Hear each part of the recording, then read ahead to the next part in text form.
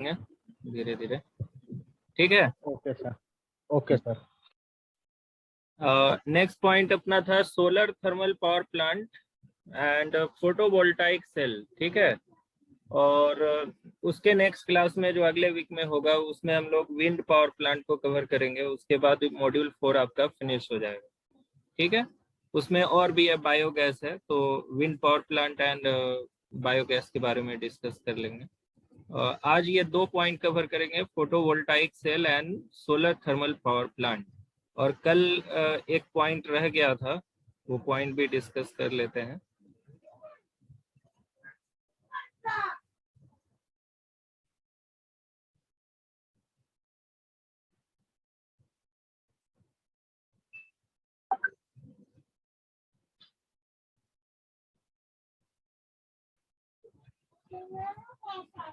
Hydro power plant में classification रह गया था, है ना। ठीक है, सिलेबस में classification of hydro power plant दिया हुआ है।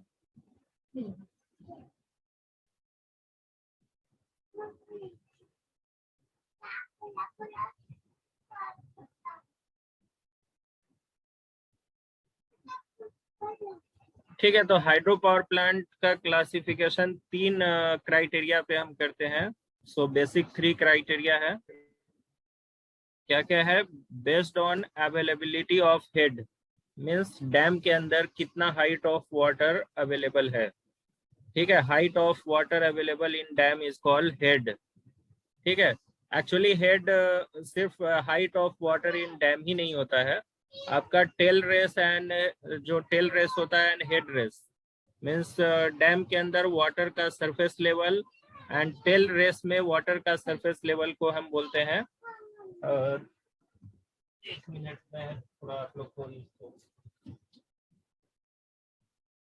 1 मिनट दीजिए, मैं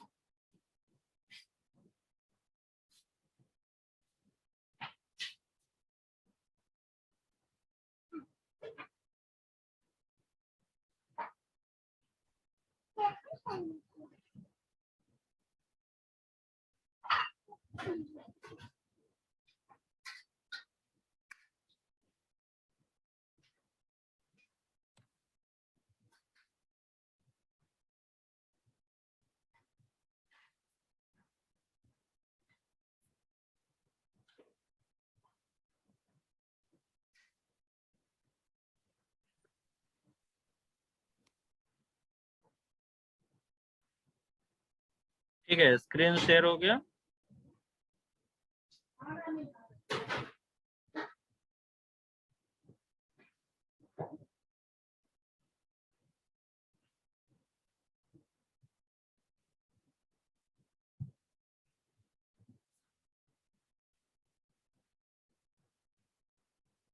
ठीक है, तो यहाँ पे देखिए, स्क्रीन शेयर हुआ ना। Yes sir. ठीक है, तो हेड ऑफ वाटर क्या होता है? हेड ऑफ वाटर बोलते हैं, इसमें देखिए यहाँ पे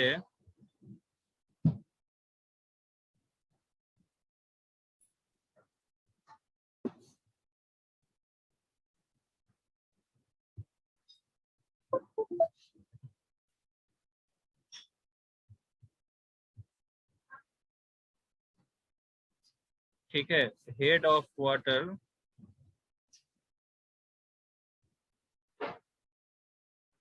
रेड कलर से जो मैं डिनोट कर रहा हूँ, डैम में वाटर का लेवल है ना, डैम में वाटर लेवल को बोला जाता है हेड रेस। इसको क्या बोलते हैं? Head race. ठीक है। और टरबाइन से जो वाटर बाहर निकलता है उसको एक कैनल में छोड़ दिया जाता है, मीन्स वो नदी का ही पार्ट होता है। ये नदी के बीच में बांध बना हुआ है ना, और ये सारा पावर प्लांट एस्टेब्लिश किया गया है। तो उसके बाद नदी का आगे का जो पार्ट है उसको, उसमें जो वाटर का लेवल होगा, ठीक है, ये जो वाटर का लेवल है इसको बोला जाता है टेल रेस। ठीक है, टेल वाटर लेवल या टेल रेस।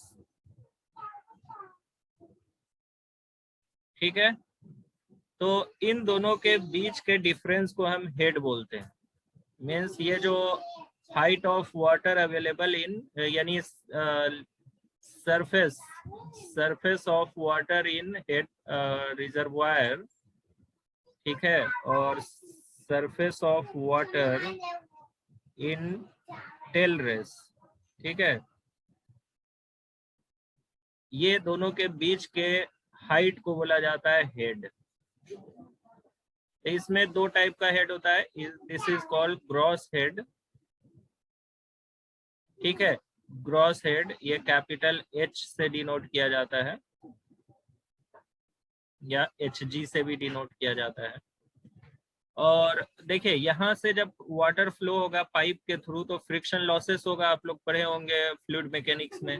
ठीक है, तो पाइप के थ्रू ये जो पेन स्टॉक है, पेन स्टॉक से जब वाटर फ्लो होकर टरबाइन तक आएगा तो कुछ लॉसेस हो जाएगा। ठीक है, वो लॉस किस में मेजर करते हैं? मीटर में ना।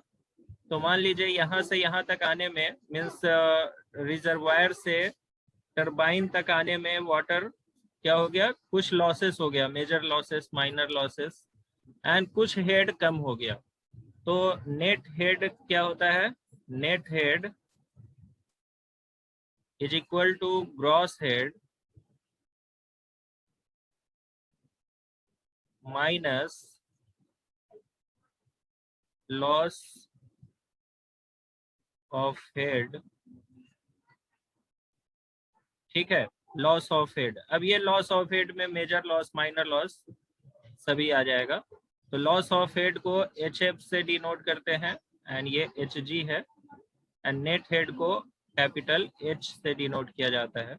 तो फॉर्मूला आ जाए H is equal to H G minus H F. ठीक है, माइनर लॉसेस जनरली हम नेग्लेक्ट कर देते हैं क्योंकि मेजर लॉसेस ही मेन होता है। एच एफ का फॉर्मूला 4FL/2 GD, आप लोग फ्लूइड मैकेनिक्स में पढ़े हुए हो। ठीक है, तो ये हेड, अब ये हेड कितना अवेलेबल है, नेट हेड कितना अवेलेबल है, उसके बेस पे हम क्लासिफाई करेंगे हाइड्रो पावर प्लांट को। ठीक है,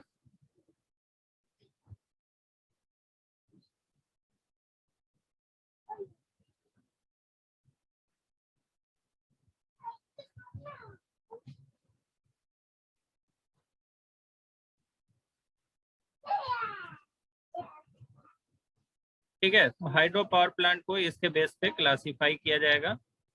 अब देख लेते हैं, पहला जो पॉइंट है आपका, first point is based on availability of head.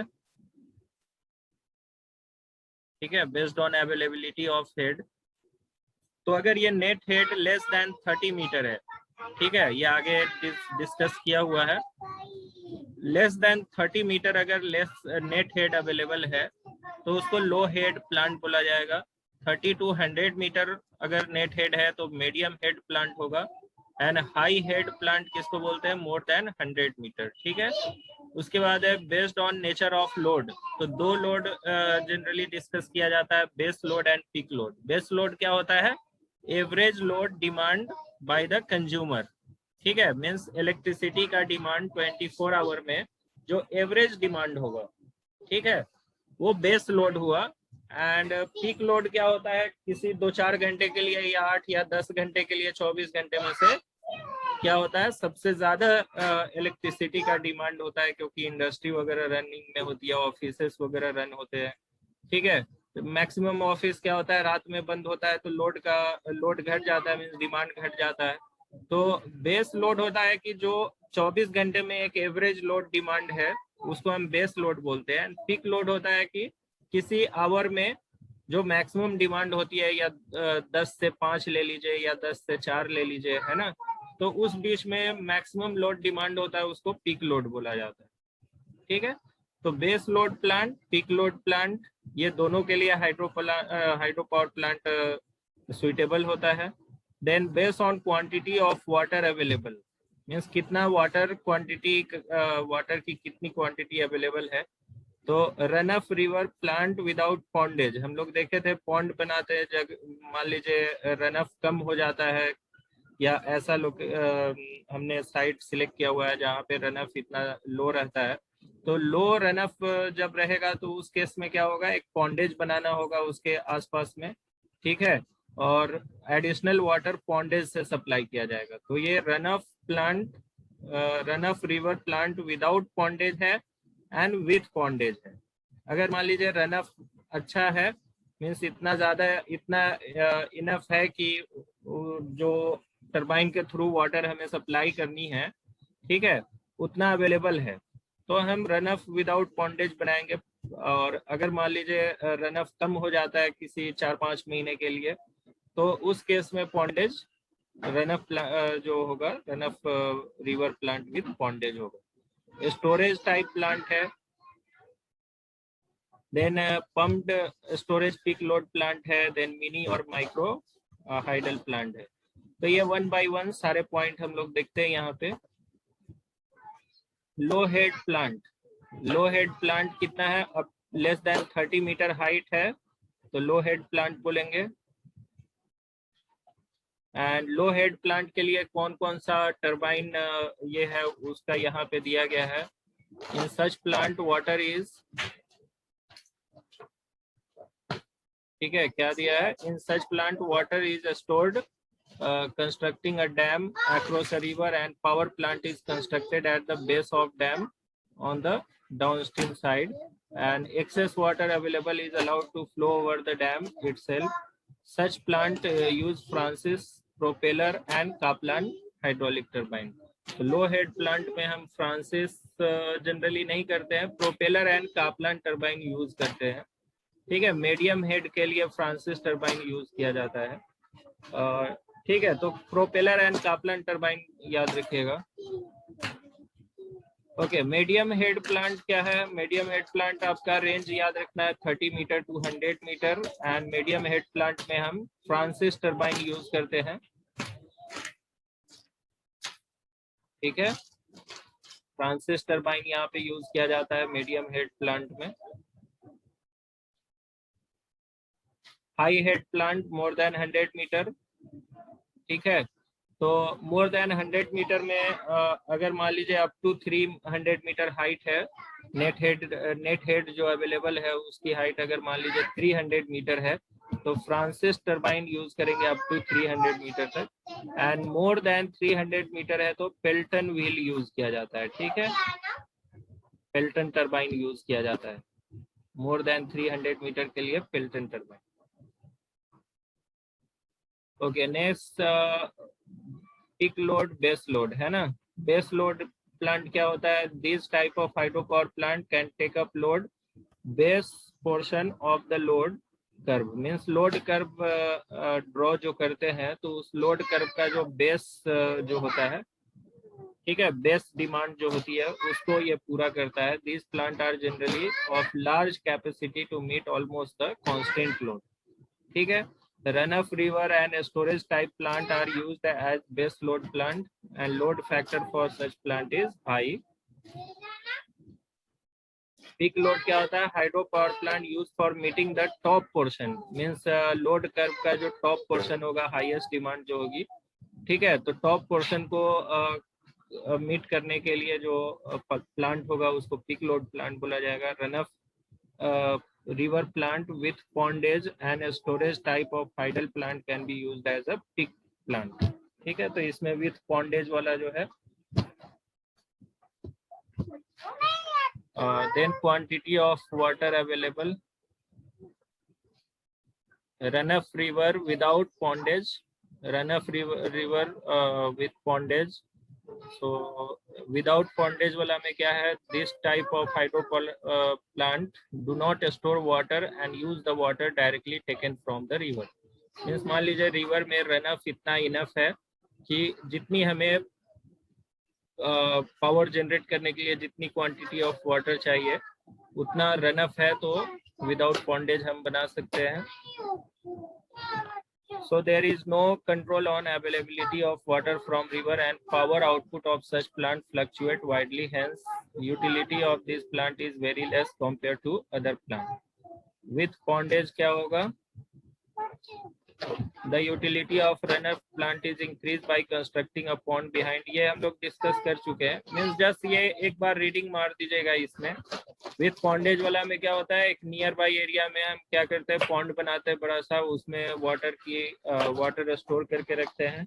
And जब लोड वेरी करता है तो उस फ्लक्चुएटिंग लोड को पूरा करने के लिए एडिशनल वाटर जो रिक्वायरमेंट होती है उसको हम पॉन्डेज से सप्लाई करते हैं। ठीक है। So this plant serves satisfactorily for both base and peak load, दोनों के लिए ये वर्क किया जा सकता है ऐसे प्लांट को, क्योंकि पिक लोड जब डिमांड होगा तो उस कंडीशन में एडिशनल वाटर पॉन्डेज से सप्लाई कर दिया जाएगा। ठीक है। Storage type plant are constructed in rainfall occur if the rainfall occur only for few months in year। जैसे इंडिया है, ठीक है, इंडिया में क्या होता है, 4 महीने के लिए बारिश होती है, 8 महीने बारिश नहीं होती है। ठीक है। तो इस कंडीशन में यहाँ पे स्टोरेज टाइप प्लांट बनाया जाएगा। In such plant a large amount of water is store in reservoir. ठीक है। डैम का एक बड़ा कैचमेंट एरिया होगा एंड उसमें वाटर को स्टोर करके रखा जाएगा। ठीक है। एंड उसको पूरे साल प्लांट को रन करने के लिए इतना वाटर स्टोर कर लिया जाएगा कि साल भर वो प्लांट रन हो सके। ठीक है। So behind a dam, and it is made available to power plant with control on required basis. This plant can be used both as base load as well as peak load plant.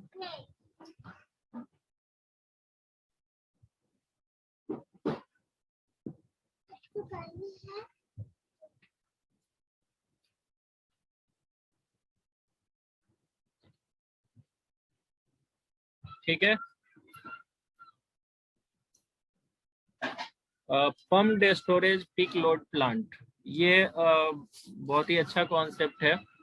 जैसे मान लीजिए 24 hour में हर वक्त power demand same नहीं रहता है। ठीक है। और यहाँ पे कोई ऐसा कोल को बर्न करना है या डीजल सप्लाई करना है, ऐसा कोई फ्यूल बाई करके हमें यहाँ पे फ्यूल को यूज नहीं करना है। वाटर जस्ट रेन बारिश होती है, उस पानी को स्टोर करके हम उससे बिजली पैदा करते हैं। ठीक है ना। तो यहाँ पे फ्यूल कॉस्ट 0 है। तो अगर मान लीजिए यहाँ पे हम ऐसा करें कि 24 आवर में मान लेते हैं 12 घंटे लोड हाई डिमांड रहता है एंड 12 घंटे लो डिमांड रहता है। तो लो डिमांड में अगर इस प्लांट को ये हाइड्रो पावर प्लांट यहाँ पे कंस्ट्रक्ट किया गया है, किसके लिए, मान लेते हैं ये 4000 मेगावाट प्रोड्यूस करने के लिए ये हाइड्रो पावर प्लांट कंस्ट्रक्ट किया हुआ। ठीक है। तो अगर 4000 मेगावाट ये कंटिन्यूअसली जनरेट कर रही है 24 आवर, तो ये इसको बोला जाएगा कि अपने रेटेड लोड पे ये प्लांट ऑपरेट हो रही है। ठीक है। यानी उसका जो रेटेड पावर प्रोडक्शन कैपेसिटी है उतने पे ऑपरेट हो रही है, इसको हम बोलेंगे हाईएस्ट इफिशियंसी पे ऑपरेट हो रही है। लेकिन मान लीजिए 24 घंटे में 12 घंटे लोड का डिमांड, जो कंज्यूमर का डिमांड है वो रहता है कितना, 2000 मेगावाट। एंड ये जो प्लांट है ये बना हुआ है 4000 मेगावाट के लिए और डिमांड है 2000 मेगावाट। तो 2000 मेगावाट तो ये कम पे रन हो रहा है, तो 50% इफिशियंसी पे ही ये प्लांट रन हो रहा है। ठीक है। तो क्या हो गया, इसका जो कैपेसिटी है, अंडर कैपेसिटी हम प्लांट को रन कर रहे हैं। ठीक है। तो अंडर कैपेसिटी, अगर इतना हमने पैसा इसमें इन्वेस्ट किया है, प्लांट को अंडर कैपेसिटी चलाना है, तो फिर इसका कोई यूज नहीं है। ठीक है। तो हम क्या कर सकते हैं, इसको फुल लोड पे ही रन करेंगे, 4000 मेगावाट के लिए रन करेंगे। और क्या करेंगे, यहाँ से जो यानी मान लीजिए 12 घंटे जो लो लोड डिमांड है, मीन्स 4000 में से 2000 मेगावाट ही डिमांड है, तो 2000 मेगावाट जो एक्स्ट्रा हम पावर प्रोड्यूस कर रहे हैं, इलेक्ट्रिसिटी प्रोड्यूस कर रहे हैं, उसको हम यूज कर सकते हैं पंप को रन करने के लिए। एंड पंप क्या करेगा, ये टेल रेस में जो वाटर आ रहा है उसको वापस पंप करके डैम यानी स्टोरेज के अंदर सप्लाई कर देगा। ठीक है, हेलो हेलो, आवाज आ रही है? हाँ सर। आप लोग ठीक है? यस सर, आ रही है। इसमें क्या है, जो टेलरेस में जो वाटर यानी इसको हम छोड़ रहे हैं टेलरेस में आफ्टर प्रोडक्शन ऑफ इलेक्ट्रिसिटी, तो इस वाटर को अब ये नदी में आगे चला जाएगा पानी। ठीक है, और यहाँ पे जो आपने इतना बड़ा स्टोरेज बना रखा है डैम के पीछे, तो उसमें वाटर लेवल तो डिक्रीज होता जाएगा जैसे जैसे हम यूज करेंगे।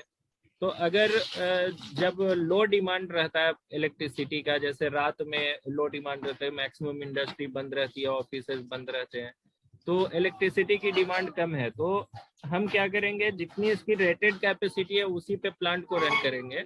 और जो एक्स्ट्रा इलेक्ट्रिसिटी प्रोड्यूस कर रहे हैं, डिमांड कम है और हम ज्यादा इलेक्ट्रिसिटी प्रोड्यूस कर रहे हैं, तो उसको कहीं स्टोर करके रख नहीं सकते हैं, तो उसको यूज करेंगे यहाँ पे पंप को रन करने के लिए। वो पंप उस इलेक्ट्रिसिटी को कंज्यूम करेगा एंड वापस ये जो टेल रेस में वाटर है उसको पंप कर देगा कहाँ, हेड रेस में, मीन्स रिजर्वायर के अंदर सप्लाई कर देगा। तो क्या होगा फिर यहाँ पे वाटर लेवल हेड रेस में यानी जो रिजर्वायर है उसमें वाटर लेवल को इंक्रीज किया जा सकता है। मीन्स जैसे जैसे इसमें यूज करेंगे तो डिक्रीज होता जाएगा, लेकिन वापस अगर हम टेल रेस से वाटर को सप्लाई करते हैं हेड रेस में मीन्स रिजर्वायर में, तो उसमें वाटर लेवल मेंटेन किया जा सकता है और ज्यादा टाइम तक इस प्लांट को रन किया जा सकता है। तो इसी को बोला जाता है pumped storage peak load plant. This type of plant are suitable for peak load plant at location where there is a storage of water, since these plants are designed such that it pump back a portion of its water supply from tail race to head race, है ना? तो tell race से head race में supply कर देगा during non peak load, means non peak period जो होगा, जैसे मैं बता दूं रात में कम इलेक्ट्रिसिटी डिमांड है, तो ये नॉन पीक पीरियड है, एंड इस बीच में हम मोटर यानी पंप को रन करके वाटर टेल रेस से हेड रेस में वाटर सप्लाई करते हैं। ठीक है, and the power for running the pump of water back is supplied with secondary power. यहाँ पे न्यूक्लियर पावर वगैरह दिया है कि उससे सप्लाई कर सकते हैं इलेक्ट्रिसिटी जो पंप को रन करने के लिए चाहिए। तो अगर 24 आवर पंप को रन कर रहे हैं तो एडिशनल हमें कहीं से न्यूक्लियर या स्टीम पावर प्लांट से, लेकिन अगर मान लीजिए इस प्लांट की इफिशिएंसी 4000 मेगावाट इसकी कैपेसिटी है एंड लेस डिमांड हो रही है, तो उस कंडीशन में हम इसी का इलेक्ट्रिसिटी प्रोड्यूस करके यूज कर सकते हैं। Such plant work in conjunction with steam power plant and it improved the overall thermal efficiency of combined power plant since the efficiency of thermal power plant is poor at part load. ठीक है, recently several successful pumped storage plant have been constructed with reversible pump turbine, means जो turbine होता है एक direction में move करेगा तो turbine की तरह वर्क करेगा, एंड अदर डायरेक्शन में अगर रोटेट किया जाता है तो वो पंप की तरह वर्क करेगा। So such a unit act as a turbine to develop power when rotating in one direction, and same unit act as a pump when it rotate in reverse direction.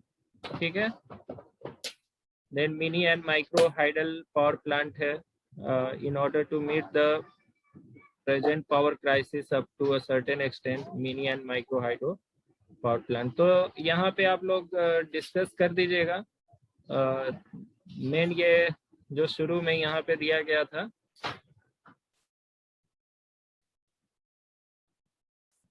ठीक है, classification अगर पूछता है hydro power plant का तो ये classify इस तरह से कर सकते हैं, एंड दो तीन पॉइंट सबके बारे में लिख सकते हैं अगर उतना टाइम है तो।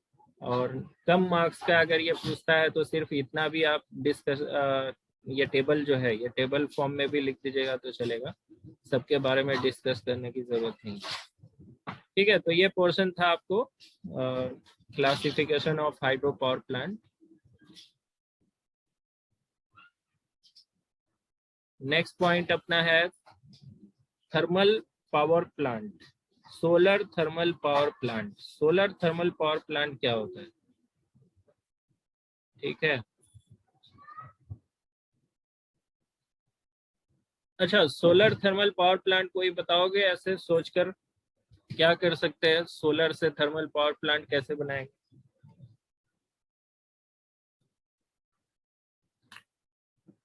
हेलो,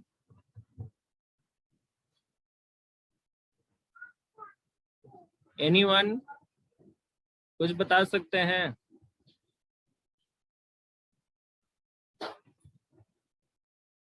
चलिए ठीक है, मैं बताता हूँ। इसमें 3 पार्ट लिया गया है सोलर थर्मल पावर प्लांट का। Low temperature solar power plant using flat plate collector. ठीक है, फ्लैट प्लेट कलेक्टर मीन्स क्या यूज किया गया है यहाँ पे? जो सोलर रेज आ रही है, सन से जो रेज आ रही है, उसको कलेक्ट करने के लिए हम फ्लैट प्लेट यूज कर रहे हैं। ठीक है, एंड उसको फ्लैट प्लेट से वो सन रेज को कैप्चर करके उसका जो हीट होगा, उस हीट को यूज किया जा सकता है स्टीम जनरेशन के लिए, एंड देन वो स्टीम को एक्सपैंड किया जा सकता है टरबाइन के अंदर एंड पावर प्रोड्यूस किया जा सकता है। ठीक है, then medium temperature solar power plant with concentrated solar collector. Concentrated solar collector है ना, जैसे फ्लैट प्लेट कलेक्टर में क्या है, पैरेलल रेज आ रहे हैं, उसको आपने फ्लैट प्लेट से कलेक्ट किया तो उसकी एफिशिएंसी ज़्यादा नहीं होगी। अगर कॉन्सेंट्रेटेड सोलर कलेक्टर यूज करते हैं तो ज़्यादा से ज़्यादा टेम्परेचर हम जनरेट कर सकते हैं। फ्लैट प्लेट कलेक्टर में ज़्यादा कितना टेम्परेचर हो सकता है? 60 to 100 डिग्री सेल्सियस। लेकिन कॉन्सेंट्रेटेड सोलर कलेक्टर अगर यूज किया जाए तो इससे भी ज़्यादा टेम्परेचर अचीव किया जा सकता है। एंड हाई टेम्परेचर में हेलियोस्टैट टाइप यूज किया जाता है यूजिंग टावर सिस्टम। हेलियोस्टैट मीन्स जितने सन बड़ा एरिया में आप कलेक्टर बैठाएंगे वो क्या करेगा, सनरेज को कलेक्ट करके एक पॉइंट पे कॉन्सेंट्रेट करेगा। तो इतना अगर बहुत बड़ा एरिया में अगर कलेक्टर बैठाया जाए और सभी सन रेज को एक पॉइंट पे कॉन्सेंट्रेट करे तो उस पॉइंट का टेम्परेचर बहुत ज़्यादा हो सकता है, 300-400 डिग्री सेल्सियस तक उस पॉइंट का टेम्परेचर हो सकता है। ठीक है ना, आप लोग यूज किए होंगे कभी ऐसे देखने के लिए, जैसे चश्मा का जो मिरर आता है, यानी ये ग्लास आता है। ठीक है, चश्मा का जो ग्लास आता है वो 2 टाइप का होता है, कॉन्वेक्स कॉनकेव। ठीक है, कॉन्वेक्स क्या करता है, एक पॉइंट पे फोकस कर देता है ना रेज को। ठीक है, तो आप उससे पेपर वगैरह भी जला सकते हैं। अगर मान लीजिए वो सन के तरफ उसको ओरिएंट कीजिएगा तो वो रेज को कैप्चर करके एक पॉइंट फोकस पे उसको लोकेट कर देगा। मीन सारे रेज आकर फोकस पे मिलेंगे एंड फोकस पे अगर आप पेपर को रखिएगा तो पेपर बर्न जलने लगता है। क्यों?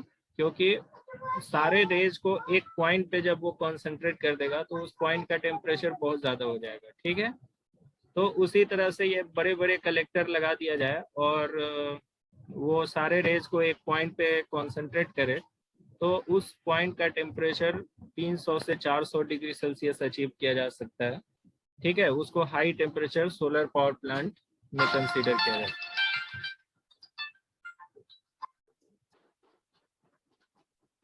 ठीक है, तो low temperature solar power system हम लोग देखते हैं। The low temperature solar power system use the working fluid temperature in the range of। ठीक है, ऐसा इसमें फ्लूइड यूज किया जाएगा जो वेपराइज हो जाए इजिली, कितने टेम्परेचर पे? 60 to 100 डिग्री सेल्सियस पे। ठीक है, which can be obtained using flat plate type collector by solar ponds। ठीक है, तो यहाँ पे किस टाइप का प्लेट यानी कलेक्टर यूज किया जाएगा? Flat plate type collector use किया जाएगा।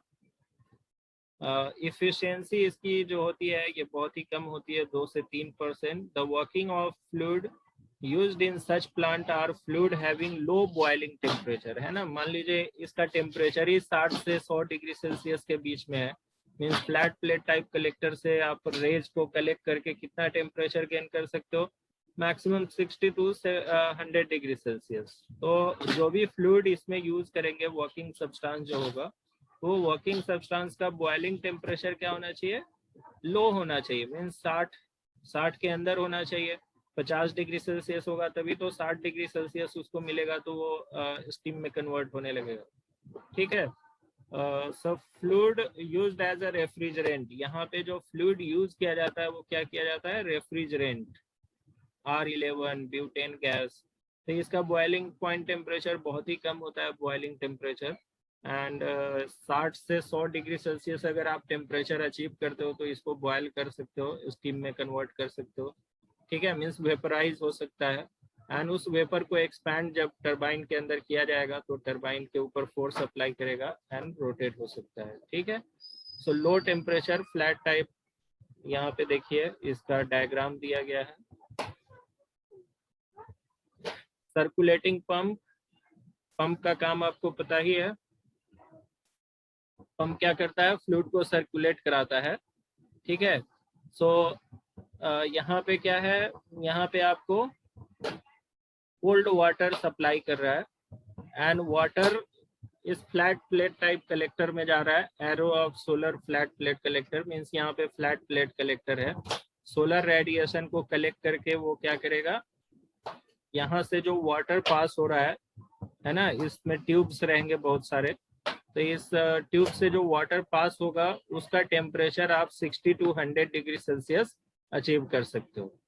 तो मान लीजिए outlet temperature hot water, cold water हमने सप्लाई किया 25-30 डिग्री सेल्सियस पे एंड उसका टेम्परेचर हो रहा है 60 डिग्री सेल्सियस। तो हॉट वाटर का 60 डिग्री सेल्सियस टेम्परेचर हो गया। देन वो हीट एक्सचेंजर यहाँ पे यूज किया गया है एंड इस हीट एक्सचेंजर में ये हॉट वाटर आया एंड ट्यूब के अंदर, मान लीजिए ट्यूब के अंदर क्या हो रहा है, ब्यूटेन फ्लो हो रहा है। तो ब्यूटेन का टेम्परेचर, बॉइलिंग टेम्परेचर बहुत ही कम है। ठीक है। तो अगर ब्यूटेन इसमें सप्लाई किया जाए तो क्या होगा, 60 डिग्री सेल्सियस पे जो हॉट वाटर है उससे हीट गन करके ब्यूटेन वेपराइज हो जाएगा and high pressure butane vapour को एक्सपैंड किया जाएगा टरबाइन के अंदर। ठीक है। देन टरबाइन के ऊपर ये फोर्स अप्लाई करेगा एंड इस तरह से क्या होगा, टरबाइन का ब्लेड रोटेट हो सकता है, उससे आप इलेक्ट्रिसिटी जनरेट कर सकते हो। ठीक है। एंड देन ब्यूटेन गैस को, जो ब्यूटेन वेपर में कन्वर्ट हुआ था, वो टरबाइन से एग्जिट होगा, फिर उसको कंडेंसर में सप्लाई किया जाएगा, कंडेंसर में फिर से लिक्विड फॉर्म में आ जाएगा, फिर पंप उसको ब्यूटेन फीड पंप क्या करेगा, प्रेशर राइज कर देगा एंड उसको सप्लाई करेगा हीट एक्सचेंजर। ठीक है। तो इस तरह से यानी समझिए ये एक स्टीम पावर प्लांट की तरह ही है। स्टीम पावर प्लांट में क्या था, यहाँ पे बॉयलर यूज करते थे हीट एक्सचेंजर की जगह एंड बॉयलर वाटर को स्टीम में कन्वर्ट करता था। तो यहाँ पे हम सोलर हीट को यूज कर रहे हैं।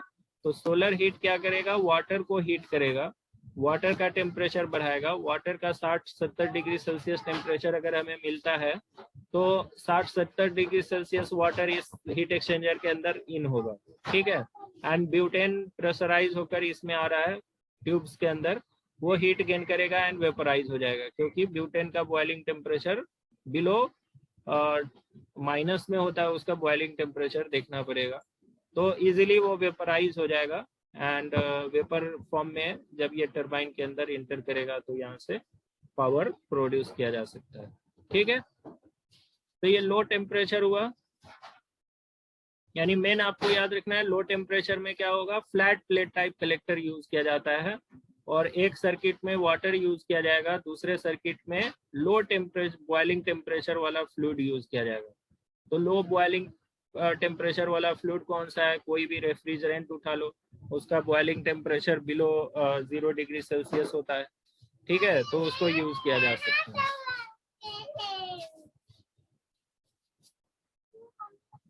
सो यहाँ पे उसी को एक्सप्लेन किया है जो अभी मैंने बात किया है।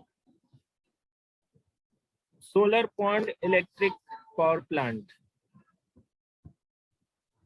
उसी का दूसरा टाइप दे रहा है, यानी लो टेम्परेचर का ही solar pond electric power plant. इसमें भी सेम है, R11 यहाँ पे यूज किया गया है। ठीक है, अब यहाँ पे क्या किया जा रहा है, वाटर को सोलर पॉन्ड, एक सोलर पॉन्ड है, ठीक है, यहाँ पे फ्लैट प्लेट कलेक्टर यूज नहीं कर रहा है, डायरेक्टली सोलर रेडिएशन जो आ रही है वाटर को हीट करेगी, पॉन्ड में सोलर पॉन्ड जो है उसमें वाटर को हीट करेगी, यानी यहाँ पे वाटर नहीं यूज किया गया, यहाँ पे ब्राइन लिया गया। ठीक है, यहाँ पे वाटर नहीं ब्राइन लेंगे, तो ब्राइन को हीट करेगा एंड ब्राइन हॉट हो जाएगा, देन हॉट ब्राइन को हीट एक्सचेंजर के अंदर सप्लाई किया जाएगा। ठीक है, तो यहाँ पे हॉट ब्राइन यानी ब्राइन यूज किया गया है प्राइमरी सर्किट में, सेकेंडरी सर्किट में आपका रेफ्रिजरेंट R11 यूज किया गया है। सो सेम प्रोसेस है, सिर्फ पिछले में फ्लैट प्लेट कलेक्टर यूज किया था वाटर को हीटिंग के लिए, यहाँ पे ब्राइन को हीटिंग के लिए सोलर पॉन्ड में हीटिंग किया जा रहा है एंड हॉट ब्राइन को सप्लाई कर दिया जाएगा हीट एक्सचेंजर में, देन R11 जो रेफ्रिजरेंट है वो वेपराइज होकर टरबाइन के अंदर इन होगा एंड इस तरह से टरबाइन का ब्लेड रोटेट होगा तो पावर प्रोड्यूस कर सकते हैं। ठीक है, then medium temperature solar power plant है। Medium temperature solar power plant में क्या होता है, आप 250 से 400 डिग्री सेल्सियस तक टेम्परेचर अचीव कर सकते हो। इसमें जो है solar collector flat plate collector नहीं है, इसमें कॉन्सेंट्रेटिंग कलेक्टर यूज करते हैं, जैसे पैराबोलिक कलेक्टर होता है वो कॉन्सेंट्रेट कर देता है एक पॉइंट पे, जितने रेज आ रहे हैं जितना रेज को वो कलेक्ट करेगा उसको एक पॉइंट पे कॉन्सेंट्रेट कर देगा। ठीक है, so the system imply an arrow of parabolic trough. ठीक है, मीन्स यहाँ पे पैराबोलिक टाइप शेप का, पैराबोला शेप का एक कलेक्टर यूज किया जाएगा, concentrating collector, spread over a large area, एक बड़े लार्ज एरिया में उसको स्प्रेड कर दिया जाएगा। मीन्स बहुत सारा, मान लीजिए आप पैराबोलिक कलेक्टर यूज करते हैं या एक बहुत बड़ा पैराबोलिक कलेक्टर बनाते हैं। ठीक है, अब उस पैराबोलिक कलेक्टर पे जितना रेज इंसिडेंट होगा वो पैराबोला क्या करेगा, फोकस पे उसको कॉन्सेंट्रेट कर देगा, तो सारे रेज एक पॉइंट पे कॉन्सेंट्रेट हो जाएंगे एंड उस पॉइंट का टेम्परेचर जनरेट किया जा सकता है 250 से 400 डिग्री सेल्सियस। ठीक है, parabolic inline focusing type collector are used and generally preferred because of low cost and require sun tracking in one plane। जैसे सन आप ईस्ट में निकलता है फिर उसके बाद वेस्ट की तरफ जाता है, तो सन का जो रेज है उसका डायरेक्शन चेंज हो रहा है, तो इसलिए उसके लिए सन ट्रैकिंग डिवाइस भी लगा सकते हैं, मीन्स वो कलेक्टर ऐसे रोटेट होता जाएगा and one plane as compare to paraboloid concentrating collector having higher cost and required sun tracking in 2 planes। ठीक है, so the system work on Rankine cycle and a schematic diagram of medium temperature solar power plant यहाँ पे उसका दिया गया है। ठीक है, तो इसमें क्या है, सोलर रेडिएशन इंसिडेंट हो रहा है कॉन्सेंट्रेटिंग कलेक्टर पे, देन इसमें फ्लूइड को सप्लाई किया गया है। ठीक है, स्टोरेज टैंक, देन यहाँ पे steam generator, steam turbine generator, ये तो पोर्शन सेम है, ये पोर्शन जो है स्टीम पावर प्लांट आपने पढ़ा था वैसा ही है। इसमें क्या है, आपको ये जनरेटर है मीन्स बॉयलर हो गया, steam generator means boiler, then steam turbine, steam turbine को कपल किया जाता है जनरेटर से इलेक्ट्रिसिटी प्रोड्यूस करने के लिए, देन यहाँ पे आपको कंडेंसर है, फीड पंप है। ठीक है, अब सिर्फ यहाँ पे क्या है, ये पोर्शन यहाँ पे अटैच करना है, जो वाटर, हॉट वाटर को जो यानी वाटर की जो हीटिंग की जाएगी सोलर कॉन्सेंट्रेटिंग कलेक्टर से, ठीक है, उसको एक स्टोरेज टैंक में